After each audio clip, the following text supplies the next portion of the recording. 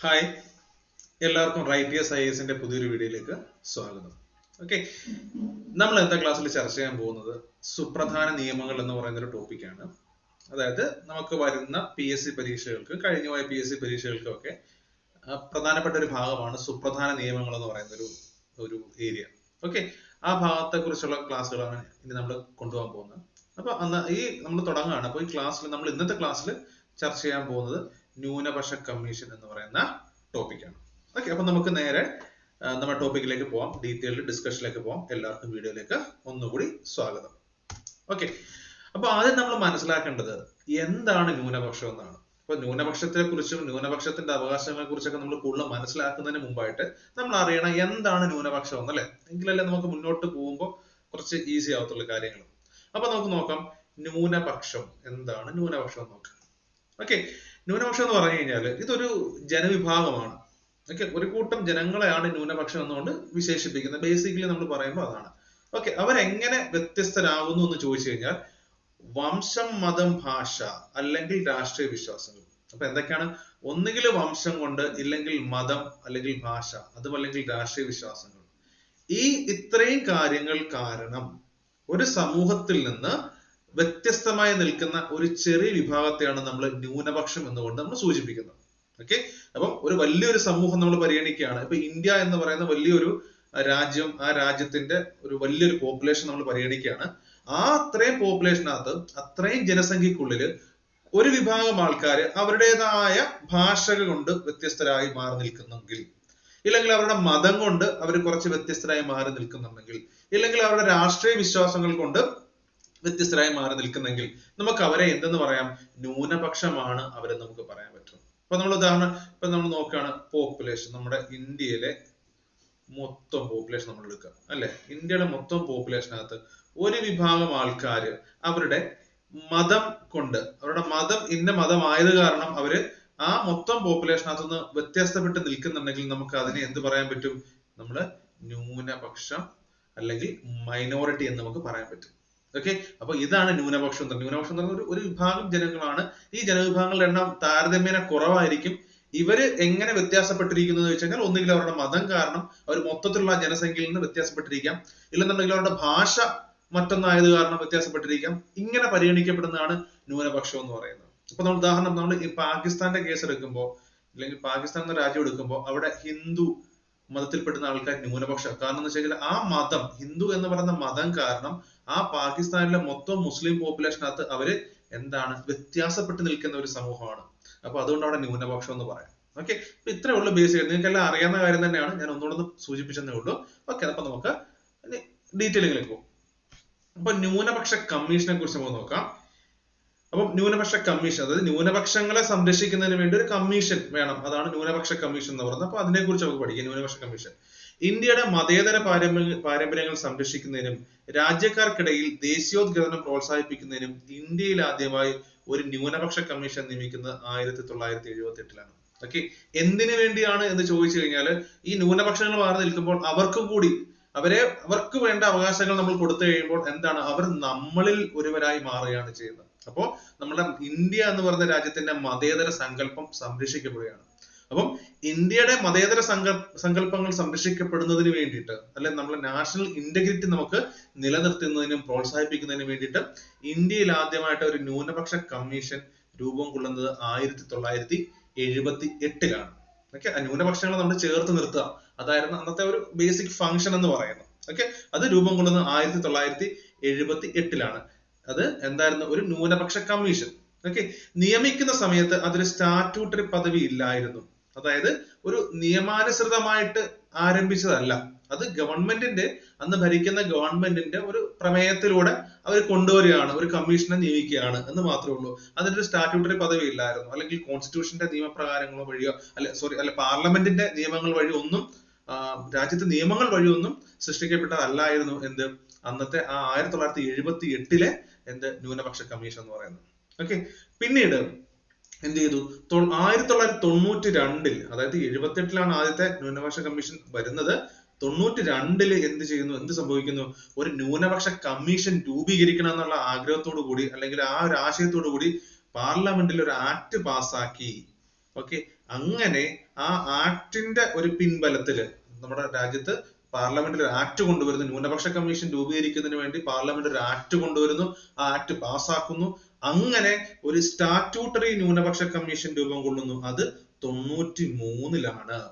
Okay, അപ്പൊ എന്താണ് ചെയ്യുന്നത്? അപ്പൊ തുടക്കത്തിൽ 1978-ൽ ഗവൺമെന്റ് കൊണ്ടുവരുന്ന ന്യൂനപക്ഷ കമ്മീഷൻ എന്ന് പറയുന്ന ഒരു നിയമസാധുതയൊന്നും ഇല്ലായിരുന്നു. അതൊരു ജസ്റ്റ് ഗവൺമെന്റിന്റെ ഒരു കമ്മീഷൻ മാത്രമായിരുന്നു അത്. പക്ഷേ അതിനുശേഷം 1992-ല് എന്ത് ചെയ്യുന്നു? പാർലമെന്റിൽ ഒരു നിയമം കൊണ്ടുവരുന്നു. ഓക്കെ, ആ നിയമം എന്തിനാ കൊണ്ടുവരുന്നത്? നമുക്കൊരു സ്റ്റാറ്റ്യൂട്ടറി ന്യൂനപക്ഷ കമ്മീഷൻ വേണം എന്ന ഒരു ആഗ്രഹത്തോടു കൂടി ഒരു നിയമം കൊണ്ടുവരുന്നു. ആ നിയമം പാസ്സാക്കുന്നു. ആ നിയമം പാസ്സാക്കുക വഴി ഒരു സ്റ്റാറ്റ്യൂട്ടറി ന്യൂനപക്ഷ കമ്മീഷൻ 93-ല്. അപ്പൊ 92-ല് ആക്ട് വരുന്നു, 93-ല് എന്ത് വരുന്നു? കമ്മീഷൻ വരുന്നു. ഓക്കെ, അപ്പൊ ആദ്യത്തെ 1978 അത് സ്റ്റാറ്റ്യൂട്ടറി അല്ലായിരുന്നു, ഒരു ആക്ടിന്റെ പിൻബലത്തിലൊന്നും അല്ല വന്നത്. ഗവൺമെന്റ് രൂപീകരിച്ച അല്ലെങ്കിൽ ഗവൺമെന്റ് റെസൊല്യൂഷനോടെ വന്ന ഒരു കമ്മീഷൻ ആയിരുന്നു 1978-ലേത്. 92-ല് പിന്നെന്ത് ചെയ്യുന്നു? ഒരു ആക്ട് കൊണ്ടുവരുന്നു. ഒരു ന്യൂനപക്ഷ കമ്മീഷൻ വേണം എന്ന് പറയുന്ന ഒരു ചിന്തയോടുകൂടി ഒരു ആക്ട് പാസ്സാക്കുന്നു. അത് 92-ലാണ്. അങ്ങനെ ആ 92-ല് ആക്ട് പാസ്സാക്കിയതിന്റെ ഭാഗമായിട്ട് 93-ല് ന്യൂനപക്ഷ കമ്മീഷൻ നിലവിൽ വരുന്നു. അന്ന് പാസ്സാക്കിയ ആക്ടാണ് national commission for minorities act. അത് ദേശീയ കമ്മീഷൻ ഫോർ മൈനോറിറ്റീസ്, ന്യൂനപക്ഷങ്ങൾക്ക് വേണ്ടിയുള്ള ഒരു കമ്മീഷൻ, ദേശീയ കമ്മീഷൻ ആക്ട്. അതാണ് 92. അപ്പൊ 92-ൽ ആക്ട് കൊണ്ടുവരുന്നു, 93-ൽ ന്യൂനപക്ഷ കമ്മീഷൻ രൂപീകരിക്കുന്നു. ഓക്കെ, അടുത്ത പോയിന്റിലേക്ക് പോവാം. അങ്ങനെ ന്യൂനപക്ഷം എന്ന് പറയുന്ന നമ്മളൊരു ആക്ട് കൊണ്ടുവന്നു. നിലവിൽ മതപരമാണ് എന്ന് ഞാൻ പറഞ്ഞല്ലോ. ഒരു മതം കൊണ്ട് വ്യത്യാസപ്പെട്ട് നിൽക്കുകയാണെങ്കിൽ അവരെ നമ്മൾ ന്യൂനപക്ഷം എന്ന് വിളിക്കാമെന്ന് നമ്മൾ കുറച്ചു മുമ്പേ പറഞ്ഞു കഴിഞ്ഞു. അപ്പം ഇവിടെ ന്യൂനപക്ഷ പദവിയുള്ളത് ഇന്ത്യയിൽ പ്രധാനമായിട്ട് 6 മതങ്ങൾക്കാണ്. ഓക്കെ, അപ്പൊ 6 മതങ്ങൾക്കാണ് ഇന്ത്യയിൽ പ്രധാനമായിട്ട് ന്യൂനപക്ഷ പദവി ഉള്ളത്. ഏതൊക്കെയാണ് ആ മതങ്ങൾ നോക്കാം. ഒന്ന് മുസ്ലിം മതം, ക്രിസ്ത്യൻ, ബുദ്ധൻ, ജൈനമതം, സിഖ് മതം, പാഴ്സി. ഓക്കെ, അപ്പൊ 6 മതങ്ങൾ. അപ്പൊ നമുക്ക് ചോദിക്കാം, താഴെ തന്നിരിക്കുന്നവയിൽ ഏത് മതമാണ് എന്താ പറയുക ന്യൂനപക്ഷ പദവി ഇല്ലാത്തത് എന്ന് ചോദിക്കാം ഒരു പക്ഷെ. അപ്പൊ കൃത്യമായിട്ട് അറിഞ്ഞിരിക്കാൻ 6 മതങ്ങൾക്കാണ് ന്യൂനപക്ഷ പദവി ഉള്ളത്. മുസ്ലിം, ക്രിസ്ത്യൻ, ബുദ്ധമതം, ജൈനമതം, സിഖ് മതം, പാഴ്സി. ഇത്രയും 6 മതങ്ങൾ. 1, 2, 3, 4, 5, 6. ഓക്കെ, പിന്നെ അതുപോലെ തന്നെ ഏറ്റവും ഒടുവിൽ ന്യൂനപക്ഷ പദവി ലഭിച്ച മതം ഏതാണ്? അത് ജൈനമതമാണ് 2014. ഓക്കെ, അപ്പൊ 2014-ല് ജൈനമതത്തിനും എന്ത് കിട്ടുന്നു? ന്യൂനപക്ഷ പദവി ലഭിക്കുന്നു. ഓക്കെ, അതുപോലെ തന്നെ ആകെയുള്ള ജനസംഖ്യയുടെ 18.80% ഇന്ത്യയിൽ ന്യൂനപക്ഷം. ഓക്കെ, ഇന്ത്യയിലെ ന്യൂനപക്ഷം എന്ന് പറയുന്നത് 18.80% അതുപോലെ തന്നെ ഈ ന്യൂനപക്ഷ കമ്മീഷന്റെ കാലയളവ് 3 വർഷമാണ്. ഓക്കെ, അപ്പൊ നമ്മൾ എന്തൊക്കെയാണ് മനസ്സിലാക്കേണ്ടത്? നിലവിൽ എത്ര മതങ്ങൾക്ക് ന്യൂനപക്ഷ പദവിയുണ്ട്? അത് നിലവിൽ 6 മതങ്ങൾക്ക് ന്യൂനപക്ഷ പദവിയുണ്ട്. അത് ഏതൊക്കെയാണ്? മുസ്ലിം ഉണ്ട്, ക്രിസ്ത്യൻ ഉണ്ട്, ഓക്കെ, സിഖ് മതം, ബുദ്ധമതം, ജൈനമതം, പാഴ്സി. ഓക്കെ, അതുപോലെ തന്നെ ഏറ്റവും ഒടുവിൽ നമുക്ക് ന്യൂനപക്ഷ പദവി ലഭിച്ച മതം ഏതാണ്? അത് ജൈനമതമാണ് 2014. ഓക്കെ, പിന്നെ അതുപോലെ തന്നെ 18.80% ഇന്ത്യയിലെ ന്യൂനപക്ഷം എന്ന് പറയുന്നത്. ഓക്കെ, അപ്പൊ നമുക്ക് അടുത്ത പോയിന്റിലേക്ക് പോവാം. ഇനി നമുക്ക് കമ്മീഷനെ കുറിച്ച് പറയാം. ഓക്കെ, കമ്മീഷനിൽ മൊത്തം 6 അംഗങ്ങൾ. ഓക്കെ, ഒരു അധ്യക്ഷൻ ഓക്കെ പ്ലസ് 6 മെമ്പേഴ്സ്. ഓക്കെ, അപ്പൊ ഒരു അധ്യക്ഷനുണ്ട്, 6 അംഗങ്ങളുണ്ട്, മൊത്തം അങ്ങനെ 7 പേര് എന്തിലുണ്ട്? ന്യൂനപക്ഷ കമ്മീഷനകത്ത് ഉണ്ട്. ഓക്കെ, എത്ര അംഗങ്ങളുണ്ടെന്ന് ചോദിച്ചാൽ 6 അംഗങ്ങള്, ഒരു അധ്യക്ഷൻ. അങ്ങനെ ഒരു അധ്യക്ഷനും 6 അംഗങ്ങളും ഉൾപ്പെടെ 7 പേരുണ്ട്. പിന്നെ അതുപോലെ തന്നെ ഇവരെ നിയമിക്കുന്ന ആരാണ്? കേന്ദ്ര സർക്കാരാണ്. ഇതൊരു സ്റ്റാറ്റ്യൂട്ടറി ഓർഗനൈസേഷൻ ആണ് നമ്മൾ പറഞ്ഞല്ലോ, അല്ലെങ്കിൽ ഒരു സ്റ്റാറ്റ്യൂട്ടറി സ്ഥാപനമാണെന്ന് പറഞ്ഞപ്പം ഇവരെ നിയമിക്കുന്ന ആരാണ്? കേന്ദ്ര സർക്കാരാണ് ദേശീയ ന്യൂനപക്ഷ കമ്മീഷനിലെ അംഗങ്ങളെ നിയമിക്കുന്നത്. അതുപോലെ തന്നെ ആദ്യത്തെ അധ്യക്ഷൻ എന്ന് പറയുന്ന ആരാണ്? MR മസാനിയാണ്. ഈ മസാനി 1978-ലെ കമ്മീഷന്റെ ആയിരുന്നു. 93-ല് സ്റ്റാറ്റ്യൂട്ടറി പദവി ലഭിച്ചിട്ടുള്ള ദേശീയ ന്യൂനപക്ഷ കമ്മീഷൻ രൂപം കൊള്ളുമ്പോൾ അതിന്റെ അധ്യക്ഷൻ മുഹമ്മദ് സർദാർ അലി ഖാൻ. ഓക്കെ, അപ്പം ഈ MR മസാനി എന്ന് പറയുന്ന ആള് 1978-ല് നമ്മളൊരു കമ്മീഷൻ രൂപീകരിച്ചെന്ന് പറഞ്ഞല്ലോ. ആ കമ്മീഷന്റെ അധ്യക്ഷനാണ് ആരാണ്? ഈ MR മസാനി എന്ന് പറയുന്നത്. പക്ഷെ 93-ല് സ്റ്റാറ്റ്യൂട്ടറി പദവിയോടുകൂടി ഒരു ന്യൂനപക്ഷ കമ്മീഷൻ രൂപീകരിക്കപ്പെടുമ്പോൾ അതിന്റെ അധ്യക്ഷൻ എന്ന് പറയുന്നത് മുഹമ്മദ് സർദാർ അലി ഖാൻ. ഓക്കെ, അപ്പൊ നമുക്ക് അടുത്ത പോയിന്റിലേക്ക് പോവാം. ഇനി നമുക്ക് കേരളത്തിലെ ന്യൂനപക്ഷ കമ്മീഷനെ കുറിച്ച് നോക്കാം. നമ്മൾ ഇതുവരെ ദേശീയ ന്യൂനപക്ഷ കമ്മീഷനെ കുറിച്ച് പറഞ്ഞു. ഇനി കേരളത്തിലെ ന്യൂനപക്ഷ കമ്മീഷൻ.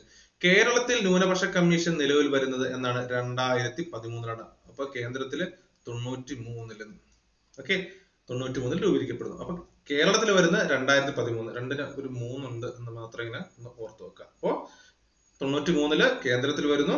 കേരളത്തിൽ വരുന്നത് എന്നാണ് 2013. കാലാവധി എത്ര വർഷമാണ്? 3 വർഷം തന്നെയാണ് കാലാവധി. ഇപ്പൊ കേന്ദ്ര അല്ലെങ്കിൽ ദേശീയ ന്യൂനപക്ഷ കമ്മീഷന്റെ കാലാവധി 3 വർഷമാണ്. സംസ്ഥാന ന്യൂനപക്ഷ കമ്മീഷന്റെ കാലാവധി 3 വർഷമാണ്. അതുപോലെ തന്നെ അംഗങ്ങൾ ഇവിടെ ഒരു അധ്യക്ഷനും 2 അംഗങ്ങളും ഉൾപ്പെടെ 3 പേരാണ്. 3 പേഴ്സൺസ്. ഓക്കെ 3 പേഴ്സൺസ് ഉണ്ട്. അവിടെ 7 പേരാണ്. ഓക്കെ പിന്നെ സംസ്ഥാന സർക്കാരാണ് നിയമിക്കുന്നത്. ഈ മെമ്പേഴ്സിനെ നിയമിക്കുന്ന ആരാണ്? സംസ്ഥാന സർക്കാർ. ദേശീയ ന്യൂനപക്ഷ കമ്മീഷൻ ആകുമ്പോൾ അത് കേന്ദ്ര സർക്കാർ. ആദ്യത്തെ അധ്യക്ഷൻ എന്ന് പറയുന്നത് എം വീരാൻകുട്ടിയാണ്. ഓക്കെ ആദ്യത്തെ അധ്യക്ഷൻ ആരാണ്? എം വീരാൻകുട്ടി. അന്താരാഷ്ട്ര ന്യൂനപക്ഷ അവകാശ ദിനം എന്ന് പറയുന്നത് ഡിസംബർ 1. ഓക്കെ അപ്പൊ ഇത്രയാണ് നമ്മൾ ബേസിക് ആയിട്ട് ന്യൂനപക്ഷ കമ്മീഷനെ കുറിച്ച് അറിയേണ്ടതും നമുക്ക് ചോദിക്കാൻ ചാൻസ് ഉള്ള ഏരിയ ആണ് നമ്മൾ ഇത്രയും ക്ലാസ്സുകളിലൂടെ നമ്മൾ പറഞ്ഞത്. ഓക്കെ അപ്പം നമുക്ക് ഒന്നുകൂടെ നോക്കാം. ന്യൂനപക്ഷ കമ്മീഷനെ കുറിച്ച് പറയുമ്പോൾ ആദ്യമായിട്ടൊരു കമ്മീഷൻ വരുന്നത് 1978 പക്ഷെ ഇതിന്റെ ഒരു നിയമസാധുതയും ഒന്നും ഇല്ലായിരുന്നു. ഇതൊരു ഗവൺമെന്റിന്റെ ഒരു പ്രമേയത്തിലൂടെ വന്ന ഒരു സ്ഥാപനമായിരുന്നു ആദ്യത്തെ ന്യൂനപക്ഷ കമ്മീഷൻ 1978 വരുന്നത്. ഓക്കെ പിന്നീട് ഒരു പാർലമെന്റിൽ 1998 ഒരു നിയമം പാസാക്കി. ആ നിയമത്തിന്റെ പേരാണ് national commission for minorities act. അതായത് നമ്മുടെ നാട്ടിലെ നമ്മുടെ രാജ്യത്തെ മൈനോറിറ്റീസ് അവർക്ക് വേണ്ടി ഒരു കമ്മീഷൻ വേണം. അങ്ങനെ ഒരു ആവശ്യത്തോട് ഒരു ആക്ട് പാർലമെന്റിൽ പാസാക്കി. അങ്ങനെ പാർലമെന്റിൽ പാസാക്കിയിട്ട് ഒരു സ്റ്റാറ്റ്യൂട്ടറി ദേശീയ ന്യൂനപക്ഷ കമ്മീഷൻ രൂപം കൊള്ളുകയാണ്. എന്നാണ്? 1993. ഓക്കെ പിന്നീട് ഈ പറയുന്ന പിന്നെ ന്യൂനപക്ഷ പദവി ലഭിച്ച മതങ്ങൾ ഏതൊക്കെയാണ്? 6 മതങ്ങളാണുള്ളത്. ഇതിനകത്ത് ഏറ്റവും ഒടുവിൽ ലഭിക്കുന്ന ജൈന മതത്തിനാണ് 2014. പിന്നെ അതുപോലെ തന്നെ ആകെയുള്ള ജനസംഖ്യയുടെ 18.80. ഇത് 2011 സെൻസസ് പ്രകാരമാണ്. അതുപോലെ തന്നെ ഇതിന്റെ ന്യൂനപക്ഷ കമ്മീഷന്റെ കാലയളവ് 3 വർഷമാണ്. പിന്നെ മൊത്തം 7 പേരുണ്ട്. 1+6 ആണ്. ഓക്കെ ആദ്യത്തെ അധ്യക്ഷൻ MR മസാനി. അതുപോലെ തന്നെ 93 സ്റ്റാറ്റ്യൂട്ടറി പദവി ലഭിക്കുന്ന സമയത്ത് മുഹമ്മദ് സർദാർ അലി ഖാൻ ആണ്. പിന്നെ കേരളത്തിൽ അത് 2013 രൂപം കൊള്ളുന്നു. അവിടെയും ന്യൂനപക്ഷ കമ്മീഷന്റെ കാലാവധി 3 വർഷമാണ്. പിന്നെ മെമ്പേഴ്സ് 3 പേരാണ്. ആദ്യത്തെ അധ്യക്ഷൻ എം വീരാൻകുട്ടി. പിന്നെ നമ്മൾ ജനറലി അറിഞ്ഞിരിക്കേണ്ടവരാണ് അന്താരാഷ്ട്ര ന്യൂനപക്ഷ അവകാശ ദിനം എന്ന് പറയുന്നത് ഡിസംബർ 1. ഓക്കെ അപ്പൊ ഇത്രയാണ് നമ്മൾ ഇന്നത്തെ ക്ലാസ്സിൽ ചർച്ച ചെയ്തത്. അപ്പം ഇത് ഈ സുപ്രധാന നിയമങ്ങൾ എന്ന് പറയുന്നത് PSC പരീക്ഷയ്ക്ക് വളരെ പ്രധാനപ്പെട്ട ഒരു ഏരിയ ആണ്. അപ്പൊ ആ ഭാഗത്തു നിന്നുള്ള ഒരു ചെറിയ ടോപ്പിക്ക് മാത്രമാണ് നമ്മൾ ഡിസ്കസ് ചെയ്തത്. അപ്പൊ ഇതുമായിട്ട് ബന്ധപ്പെട്ട മറ്റ് ക്ലാസ്സുകൾ നമ്മൾ ഇതിന്റെ ഒപ്പം വരുന്നുണ്ട്. അപ്പൊ എല്ലാവരും വീഡിയോ കാണുക, കണ്ടിട്ട് നിങ്ങളുടെ അഭിപ്രായങ്ങൾ നിങ്ങൾ പറയുക. ഓക്കെ അപ്പോൾ thank you for watching this video. Thank you.